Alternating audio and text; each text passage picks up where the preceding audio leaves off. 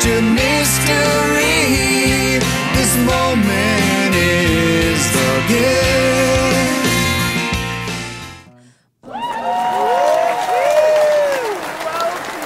Welcome, Miracle Makers. Oh my gosh, our hearts are with you. This show is how to get through the roughest times. This is the show that you want to watch if you're going through a divorce, if you're going through a move, if you've just lost everything. This is the death of a loved one.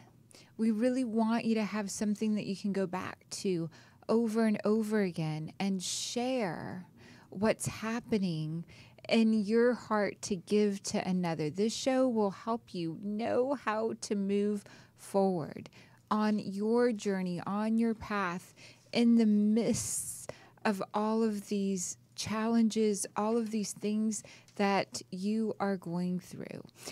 Co-hosting this show with me is Myra Shape. Hello. I love it. Love the topic. I think it's so timely, and everyone can get something from it today. Everyone getting something out of this. And this is whether you're going through it or you want to be able to assist another person through it. We always do a little prayer or an intention. And we usually have the youngest one lead, and I'm going to add in. Yes. We'll have you start, and then we'll add in. Okay, beautiful. Let's do it. Oh, yes. So, dear Source, dear God, dear Spirit, allow our spirit to connect with the spirit of every other person that is in need right now, that needs to hear this, that needs to be whole and feels broken. And please let our presence connect with your presence. We're so grateful for this time that we have in UBN Sunset Gower Studios, and for all the ways that we are getting to serve and those that this show is meant for. We're so grateful that this reaches them, and for each person and each of us to know we are not going through this alone. We're so grateful for everything that came before us and for every breath moving us forward. Amen. Amen. Ashe. Aho. That was so beautiful. Yay. Yes.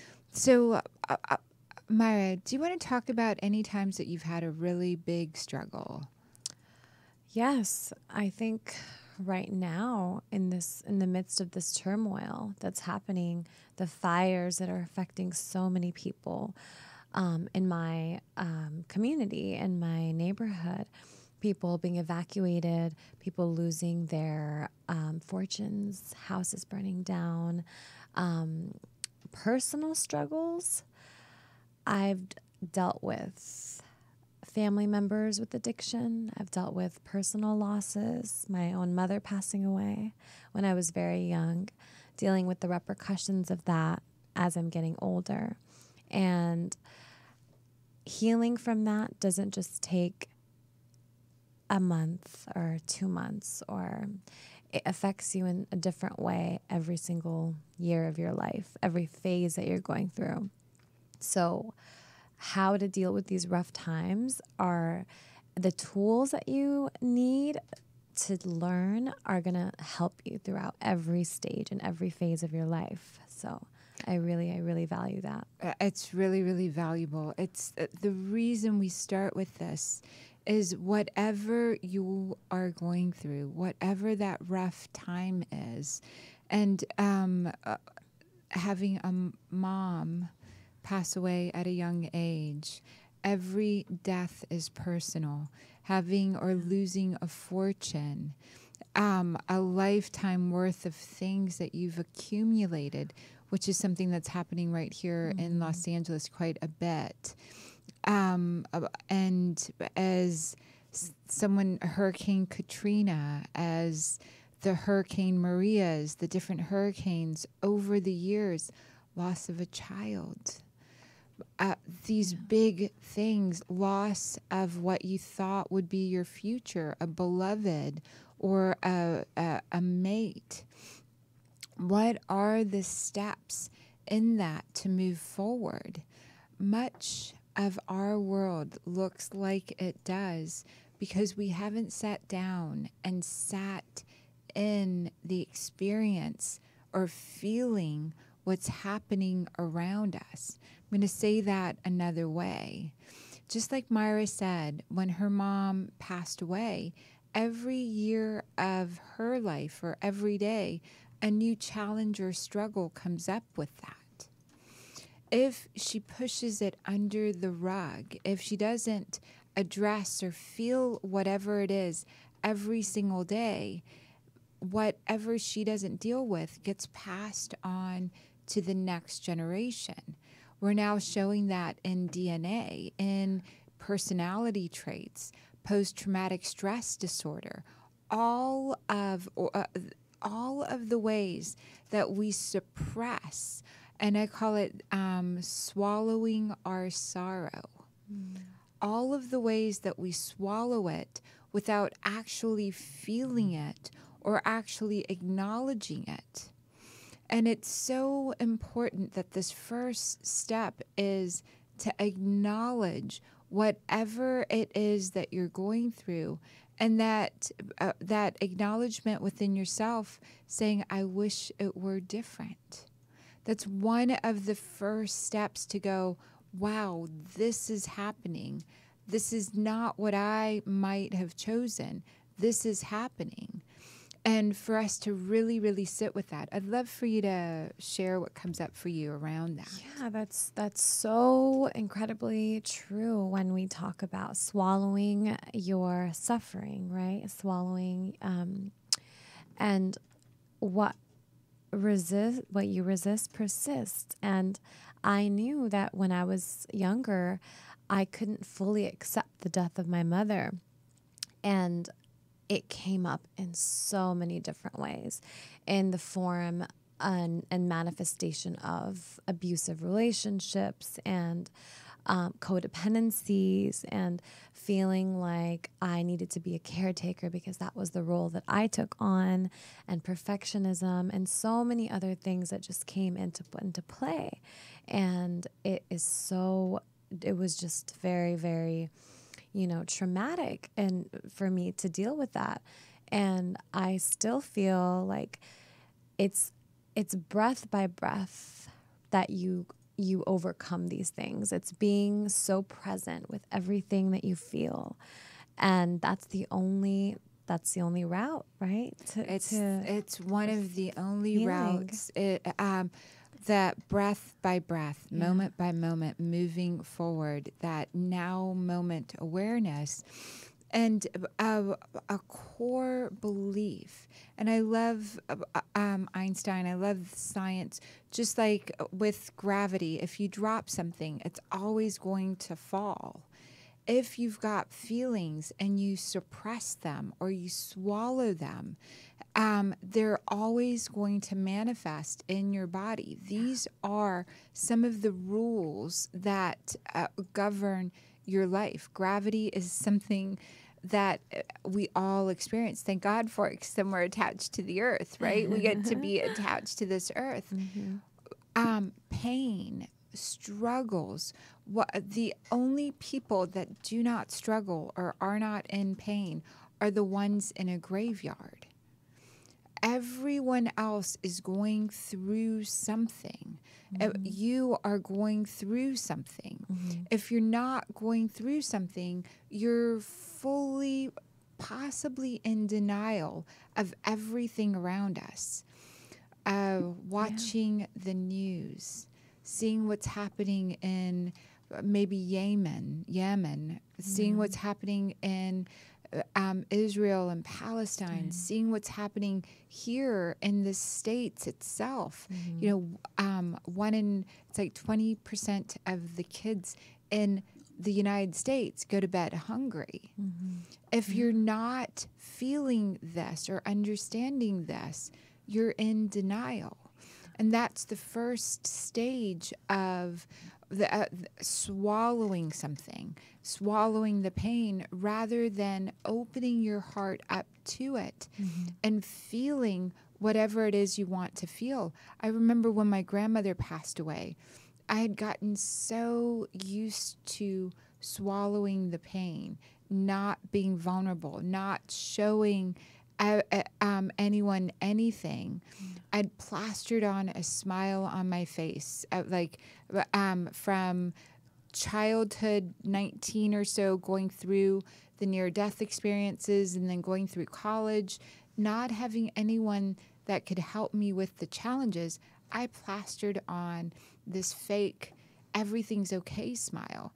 And at some level of my being, I thought everything was okay, except for in medical school and in the non-government organizations that I was working for. I wasn't sleeping. I wasn't eating. I was smoking cigarettes and drinking coffee and denying myself the basic, simple pleasures or things in life. I was swallowing the pain with this plastic, not realizing it was plastic, not realizing that I was keeping everything and everyone away from me.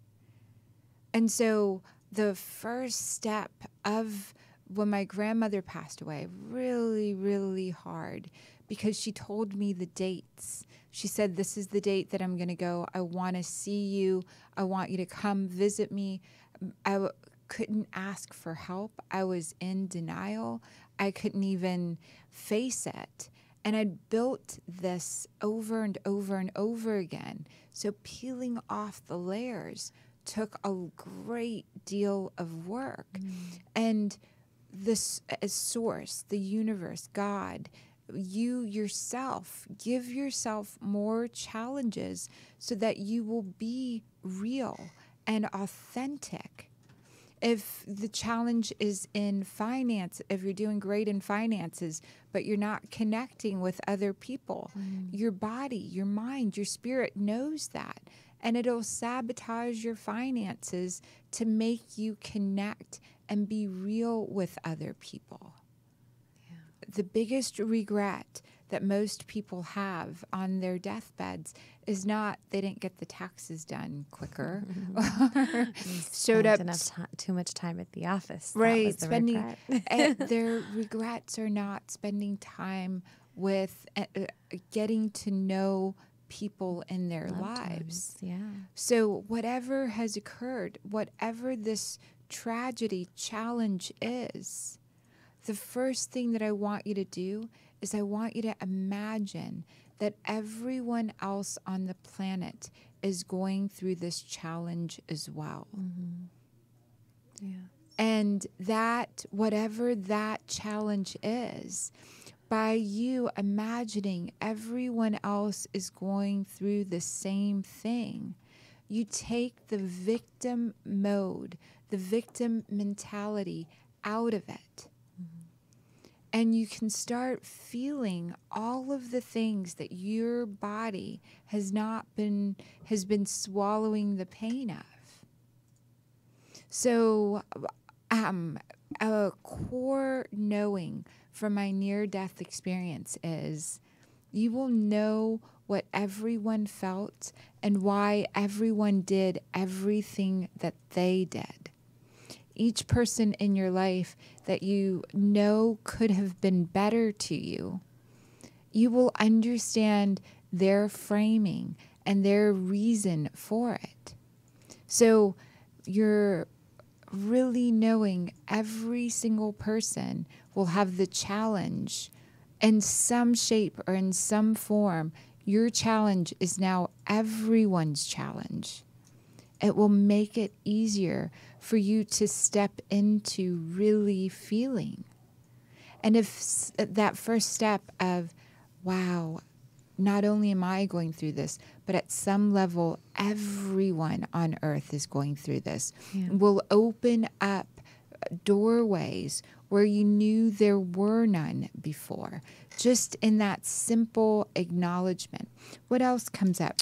So in Buddhism, there's the condition, the human condition of dukkha, which is suffering. And to some degree, we are all experiencing that.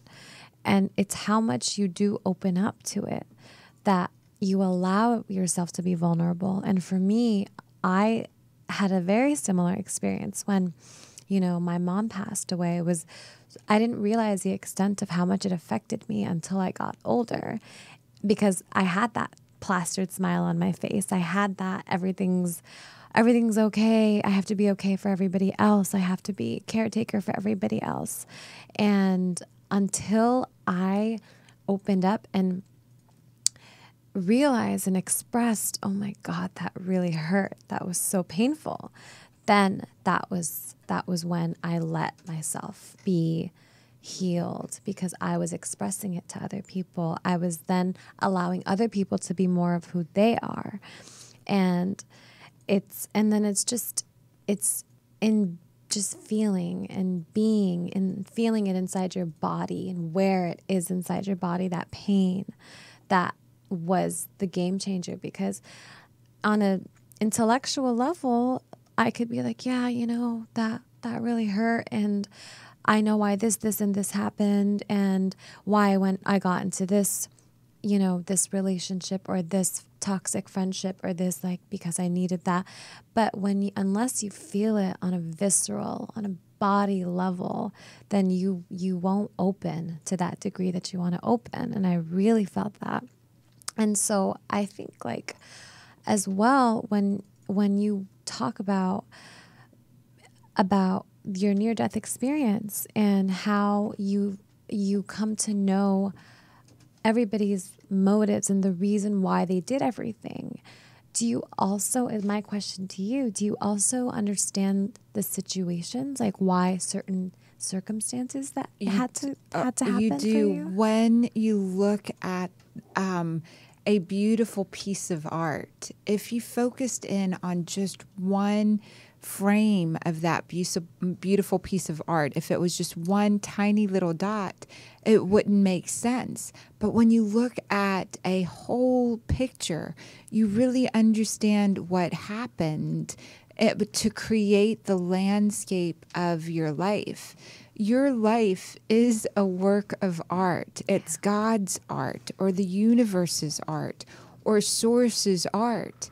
The way that you are, the way that you give to yourself, the way that you interact with every person is creating a magnificent piece of art that's giving you access to the divine dimension.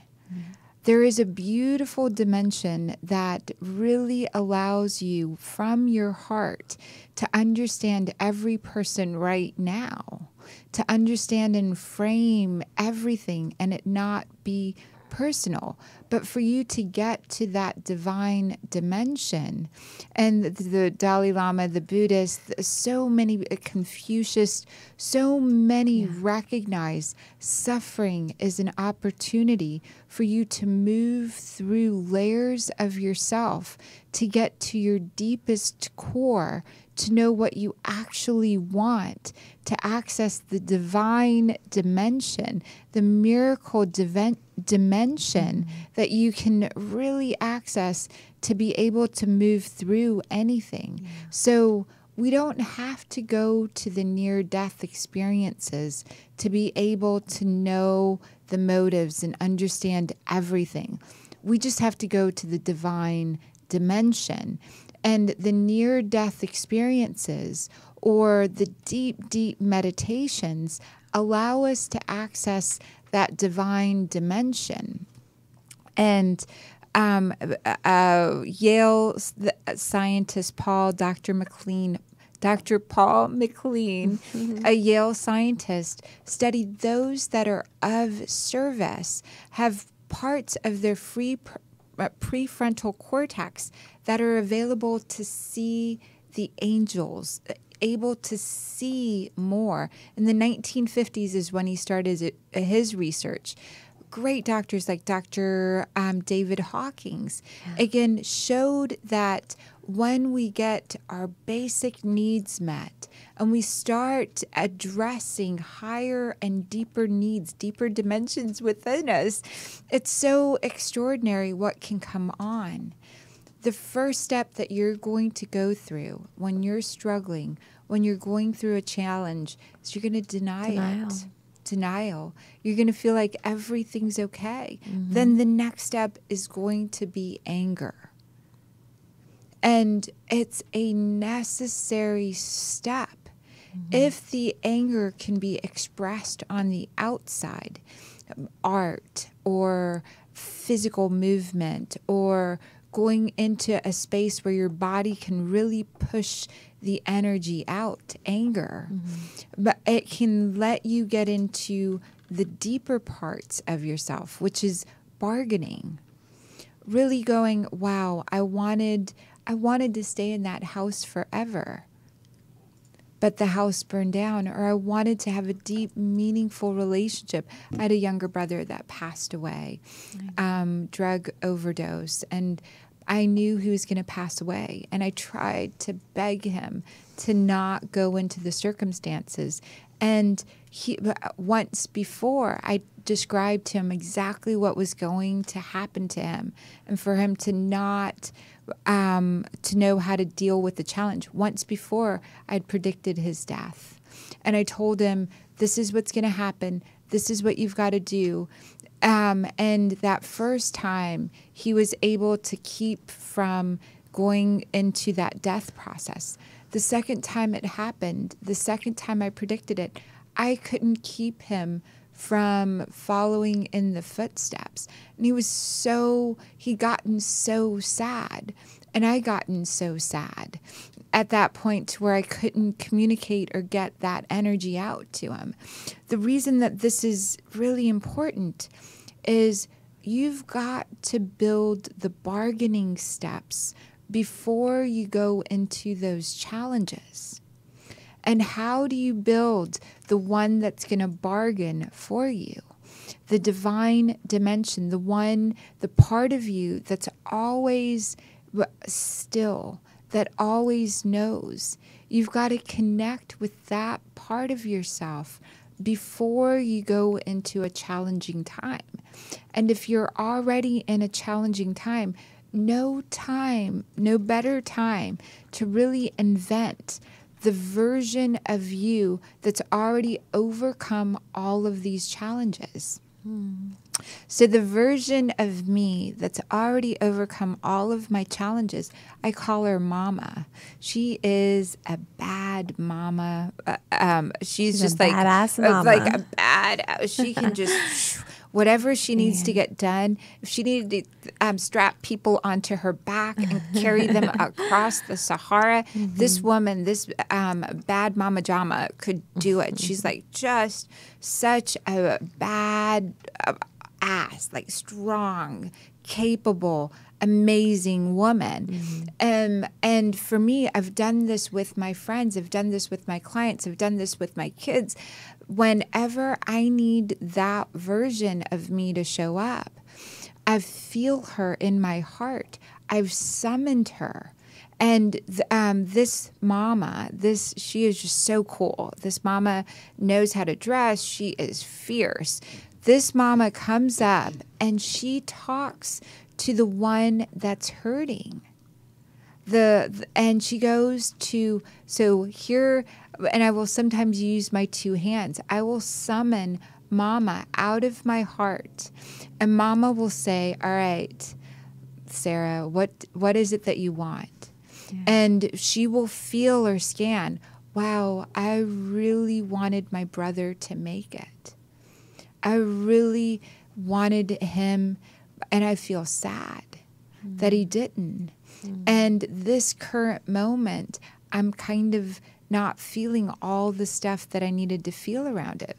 And Mama says, what else are you feeling? And little Sarah says, wow, all of these houses burned down around us. And I'm so scared for everybody. I want to be able to provide. And Mama's like, all right, I hear you, little Sarah. What else is going on? Well, my best friend, this woman that I really cared about. In my mind, she was this spiritual teacher, someone I really loved, a real friend. She just passed away. And Mama's like, I hear you, Sarah. What else is going on? And big mama, the big mama jama, the fierce woman within me connected to stillness that's already carried people across the Sahara, like launched rocket ships. She can do anything. The superhero version is listening to my wounded self. And she's saying, all right, I gotcha. And she tells my little wounded self to go back inside. Go in and play. Mama's going to take over from here. The wounded part got a voice. She got a hand. I might have even dressed her in the way that so that Mama could relate to her better. I might ask her, is there something you want to eat? Is there something you're denying yourself? And this is part of the way that really created being able to hear from the parts of myself. If there's a part within my body that's hurting, I will call out Mama, who can do anything, and that wounded part. And I might label that wounded part. There's different names for each of the little pain bodies. Eckhart Tolle's term, pain body, is a place that you don't live in the present moment with. And so when those wounded parts come up, you can already create the healed version. And I know, Mara, you're going crazy because I can see you want to share here. Yeah, just because that was such a beautiful way that you've created that was already your miraculous adult, your badass mama. Yes. She is your miraculous adult, and she's talking to your wounded child, your wounded self, your that child part of you that's feeling and needing comfort, and you're providing your own comfort for yourself. You are using yourself to heal. And that is so immensely powerful. It's so beautiful. And it's such, Carl Jung talks about it. Viktor Frankl talks about it. And it comes from within yourself. Yeah. So if you're going through a struggle, invent the version of you that is your miraculous self that's already accomplished this. Yeah. And let that miraculous self make space to hear within yourself what you wanted. Yeah. And your miraculous self, the one connected to the divine dimension, will wake up every part of you that is ready right now to move forward.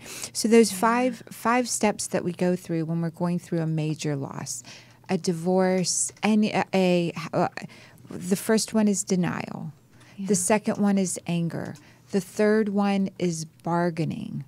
Then the one after that is acceptance.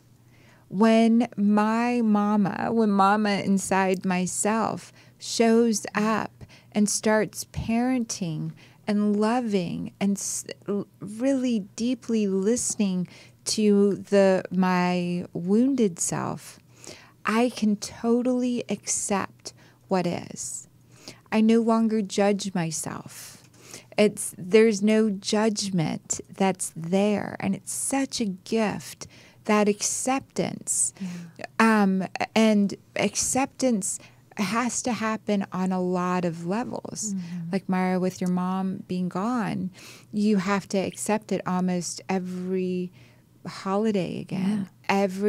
The acceptance process looks different every day. Yeah, and everything that is happy, a happy moment, is laced with a little bit of bittersweetness, because it's like, okay, I wish Mama was here to see it, but that doesn't mean that you can't. The same way you can summon up your miraculous badass Mama, you can also channel her. You can also channel, okay, what would my Mama, what would she say? What would she say if she was here? How would she guide me if she was here?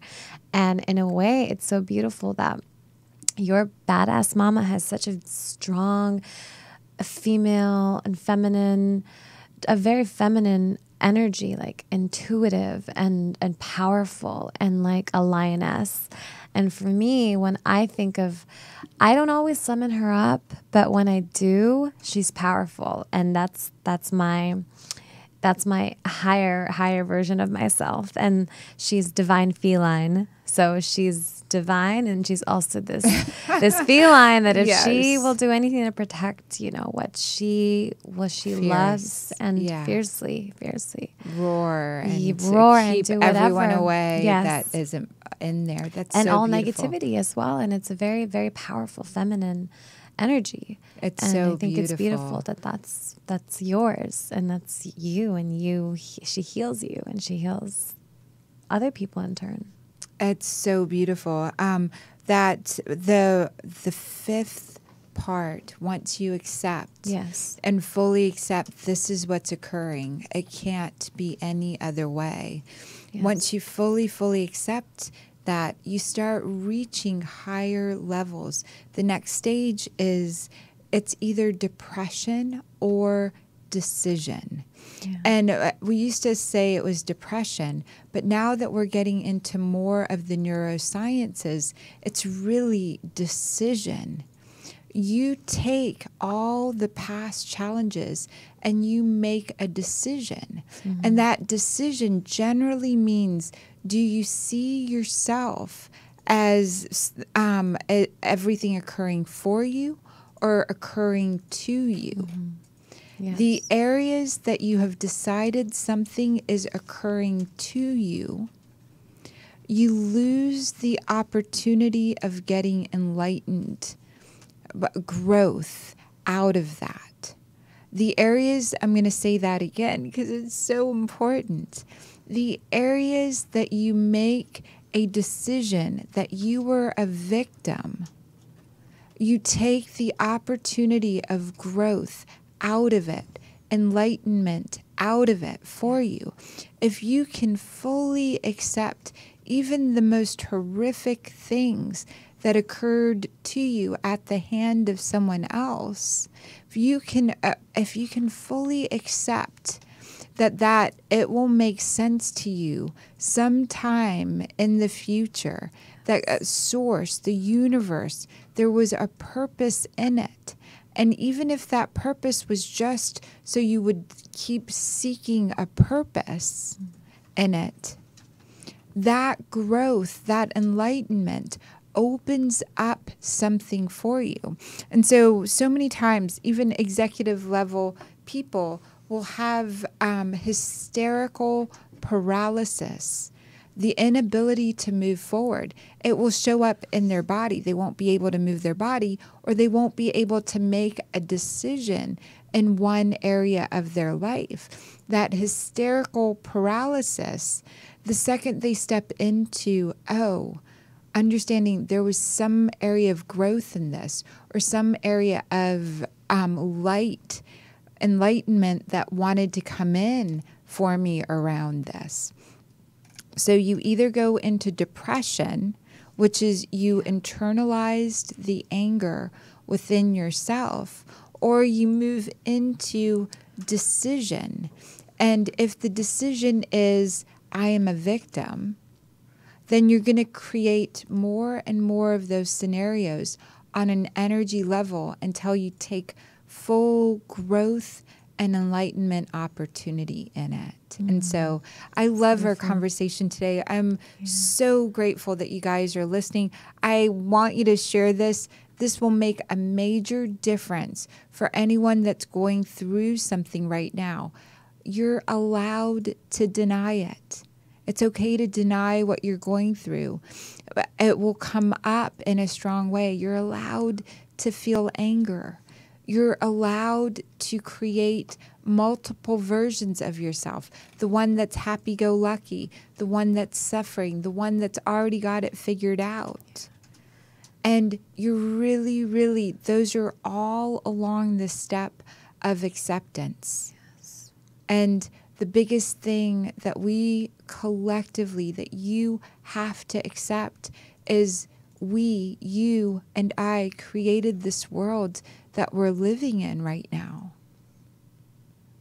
our world needs you to be able to handle everything that you're going through. Our world needs that. You being able to hear this, watch this, you are needed. Yeah. Take the next breath and know that everything you accept, all of the past. Without shame, without guilt. Without shame, without guilt. Yeah, because You did nothing wrong. It's not your fault. This energy, this process had to come through you. It's coming through you so that you can grow and build from it.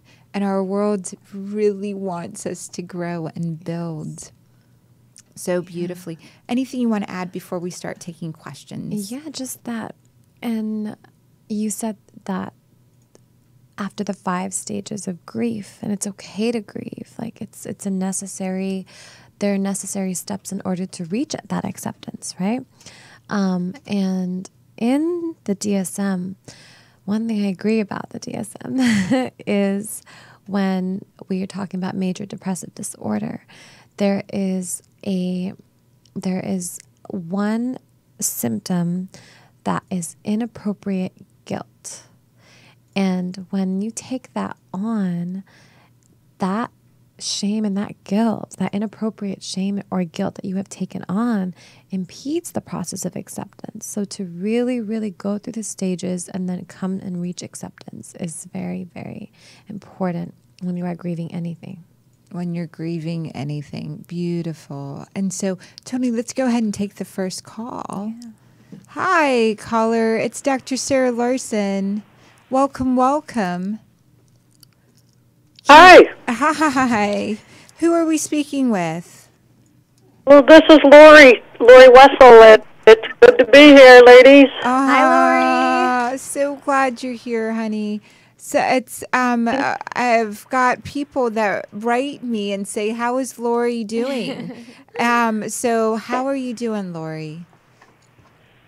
Well, that really lights me up to hear that. But I'm doing okay. I'm looking forward to the time where I'm more invested in giving than receiving, and yet in this chapter of my life, I am feeling like somewhat lost and somewhat childish in that I'm not really feeling in control right now. My finances are at an all-time low. My work productivity is seriously low, and I'm feeling like I need to create a new and I don't know. I just am looking for a little feedback. I do trust in my journey, and I really liked what both of you have had to say. Awesome, Lori. And what I hear you saying is you're asking for direction. And which one do you want to talk about first? Well, I'm really aware that I'm repeating a very, very old pattern of feeling that I need to go it alone and kind of sabotaging myself in my family to be a victim and a villain instead of taking your advice that at any time I could stop resisting expressing my love to my family instead of feeling victimized. And this is the hard part is in part of the conversation when you go back and listen to this, you'll hear me say if there's one area that you're not fully expressing yourself in, it will show up in your finances, it will show up in your friendships, it will show up. And so this first part of really going, wow, I can see that in the past I've done this. And I heard Wayne Dyer tell this story. It's he was walking down the street and he fell into a pothole. And down in the pothole, he was sad and hurting. And this pothole, he didn't even realize he was in the pothole. And at some point, he wakes up in the pothole, realizing he's in a pothole, finds an escape, and comes out of the pothole. He's walking down the street, And this time he's like, oh, I see the pothole. And he tries to avoid the pothole. And he falls down the pothole again. And this time he stays a little bit more awake and realizes, wow, I fell down the pothole again. I know I've made my way out of this before. It's okay. I'm gonna make it out. Makes it out of the pothole, is back on the street, and he's about to walk down the street, and he's like, I'm gonna choose a new street. I'm not gonna walk down this street. And this is the part of really choosing how you're going to navigate forward. So with my family, the way that I navigate forward is I only show up if I have something to give. If I've got energy to give, and I don't expect anything back. And I expect them to misunderstand me. I expect them to misunderstand me, so I don't go in with unrealistic expectations. So going up, and I've learned, especially with my husband, with my kids, each of their love languages. With the friendships and the clients and the people in my life, I know their love languages. I also know my own love language. My own love language is acts of service, or it is words of affirmation. And so that I keep all the thank you cards, but the gifts I will give away, right? Knowing my own love language, that's how my mama inside my heart comes out. She gives me the words of affirmation. She does the acts of service. Go inside, baby. Go play. I've got this. So knowing yourself, Lori, there are 5 love languages. And Gary Chapman, great book. There's a free online test that you can take. When you know yourself, you can really, really express so much more. And my husband's love language is, what's it called?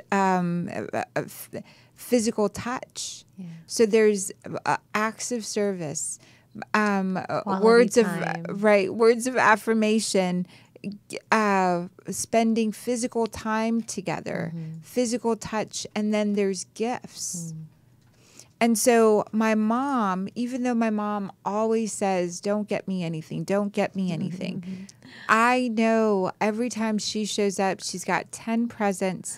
And even if you clean her house top to bottom, she doesn't feel it. If you say the nicest things to your mom, my mom, she doesn't feel it. But if you send her a box of fruit or a gift, she will remember that, and she will emphasize she doesn't feel loved unless there's some physical gift. Knowing that, I don't show up at my mom's house empty-handed, right? And I've cleaned my mom's house top to bottom, and I've done all the ways that I feel loved, but that's not what my mom remembers. Yeah. So knowing each of your siblings' love languages and then showing up with that for them. And I like the depression. Go ahead. And every part that you are willing to give to yourself, every time you give to yourself, a teaching, a course, good food, you elevate your ability to receive. You've got to be the one to give to yourself. Last night I was on the phone with a client who had a really hard time. He said, I have a hard time buying myself $1 taco. And for them to commit to working with me, to commit that level, that was a huge transformation. They sent me a text this morning when they made the commitment. Their business partner gave them a bonus for working together. They had a difficult time buying a taco, a dollar taco. And only you can build your receiving muscle. Bob Marley says you can't fool all the people all the time. You can't fool all the people all the time. You can't fool source. You can't.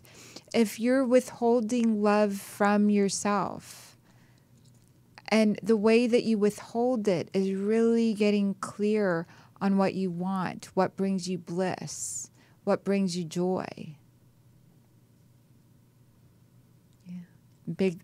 Yeah, that's really helpful, because I've been trying to get to the heart of the matter of why it is that I don't progress or, transcend this limitation of aloneness, and I think that's what it is. I just withhold it from myself, and at any time I can make a different decision.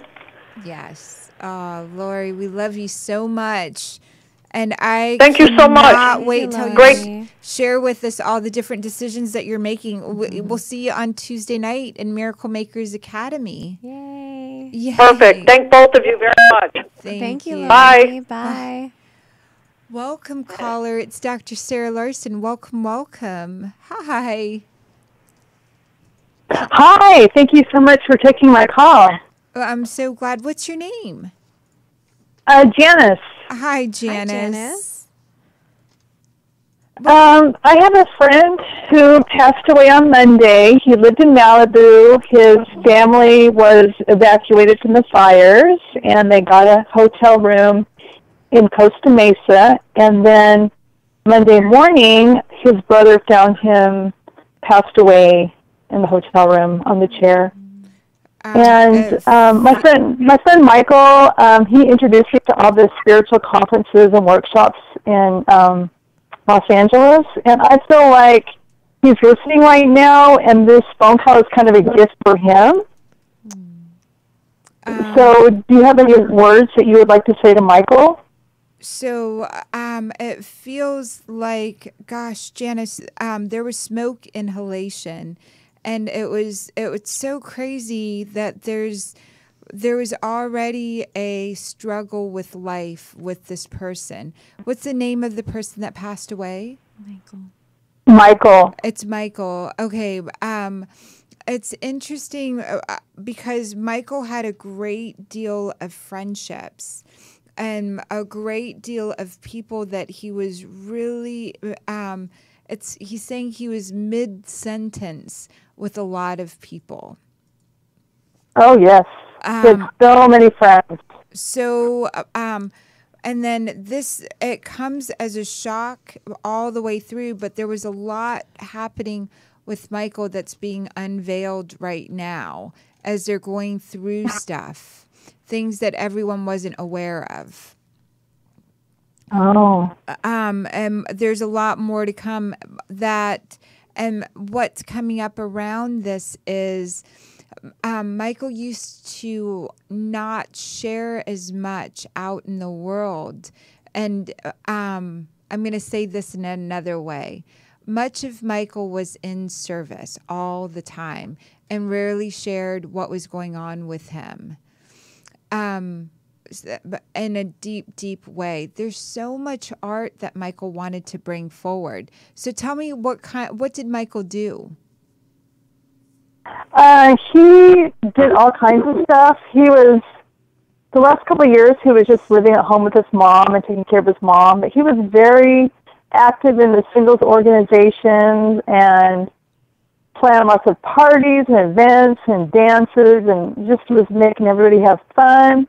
But at the same time, he wasn't able to express his more spiritual side, his psychic side, because these groups of friends wouldn't like it, and so he kept that hidden to himself. He used to like hiking a great deal, and he wants everyone around him to organize a huge hike that they, because they are a real physical group.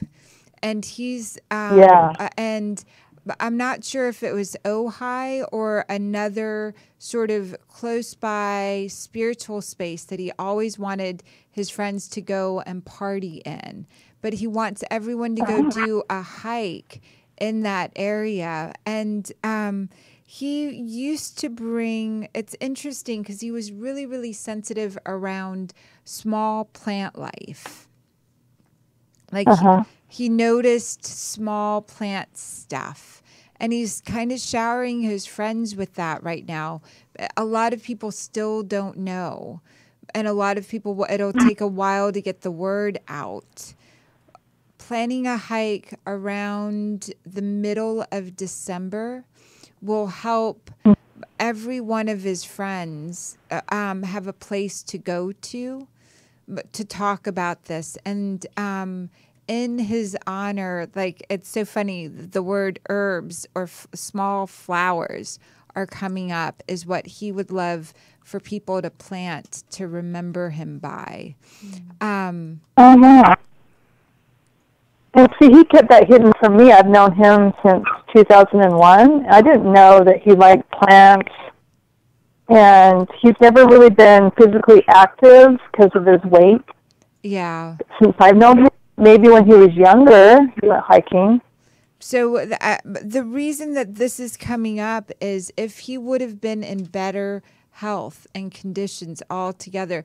But if you look at sort of the patterns all around the stuff that's around him, and you'll see there's not a lot of his stuff left, but like going back and looking at the pictures, you'll notice the pattern of flowers, tiny things, herbs, that sort of scenario. And he always loved traveling in a group together somewhere for a purpose, or going somewhere together for a purpose. And so planning out this hike will make a major difference for him. That sounds like a great idea. So beautiful. So lovely. Yeah, that's very beautiful. Thank you so much. You're welcome. Janice, you've got traveling coming up in your field.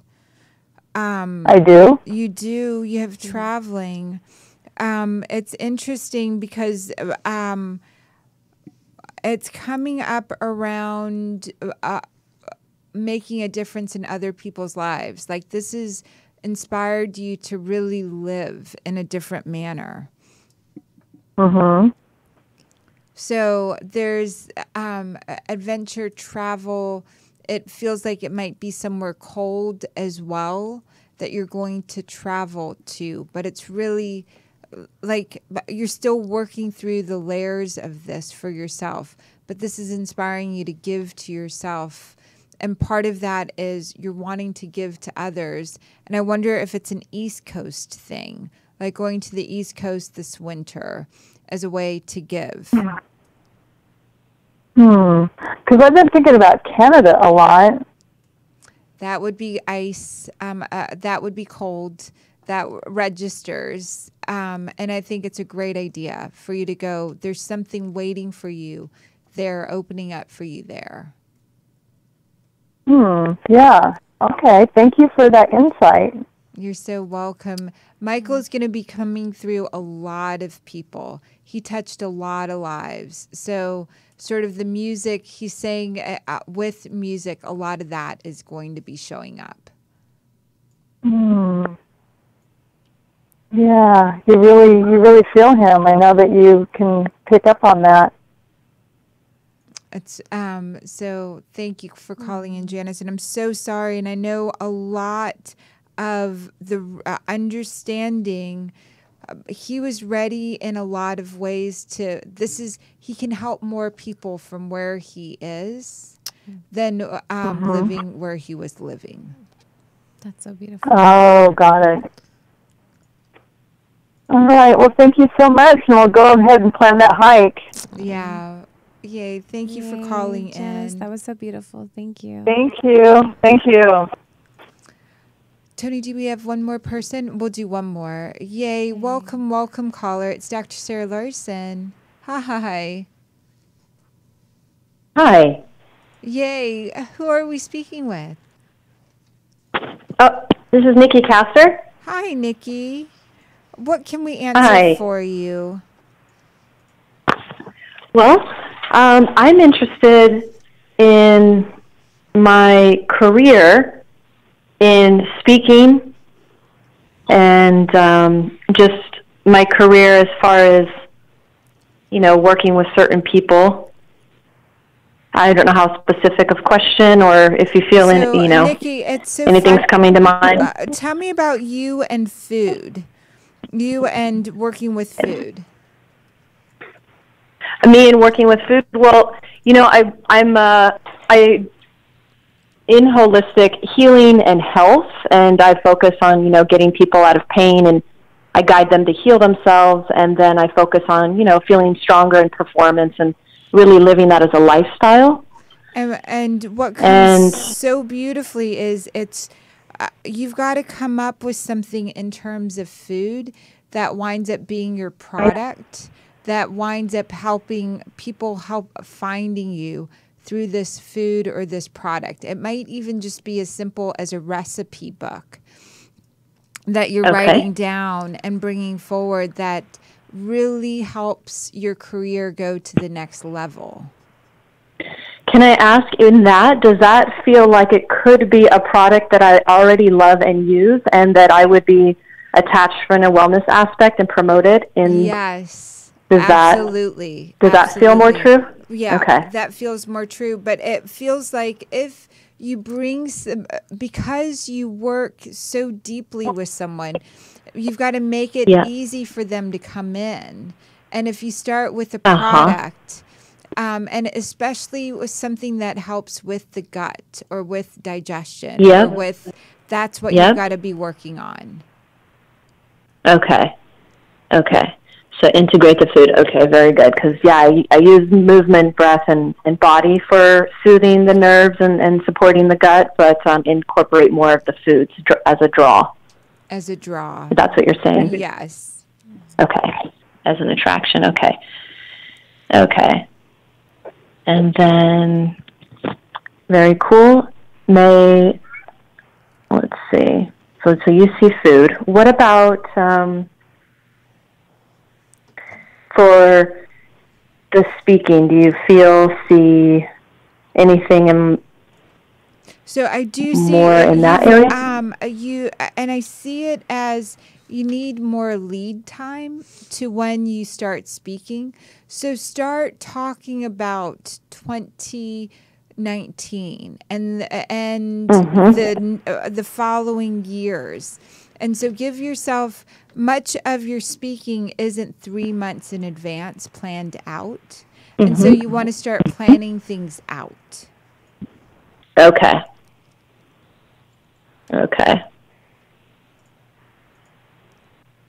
And collaboration is a big one for you, to bring in people in the areas that you're not the strongest in to come collaborate with you. And so that collaboration is one of the things that you haven't fully allowed yourself to do yet. So does that look like partnerships, or in what capacity does collaboration look like or feel like? In setting up speaking opportunities, collaborate with others to create the stages. Okay, that's good. Okay, and then cool. And do you? We love I'm working on. You've got to run, but you can join Miracle Makers Academy. We coach every week. It's $10 a month. We give it as a gift to help others. It's one day we'll have more than just, we'll go into insurance and we'll start having all of these beautiful other ways that we're assisting. But that $10 helps to educate people and bring about resources in so many parts of the world that are not as well resourced. Miracle Makers Academy, $10 a month. Sign up. We'd love for you to come join us there. It's a community that gives to one another and really creates everyone working together. If you want to get on my stages, come join. You'll wind up with some pretty great opportunities from being within Miracle Makers. That's so cool. Yeah. Okay. Thank you, Janice. That's so cool. Thank you. Yeah. Well, thank you so much. We love that Michael was here with us. Lori was here with us. We love that you were here with us, Nikki. So much love to you. And everyone listening, thank you for being part of Miracle Makers. We appreciate you guys so much. We love you. We cannot wait till the next one. Yes. Yay. Yay. Bye for now. Bye. The past is history, the future mystery. This moment is the gift.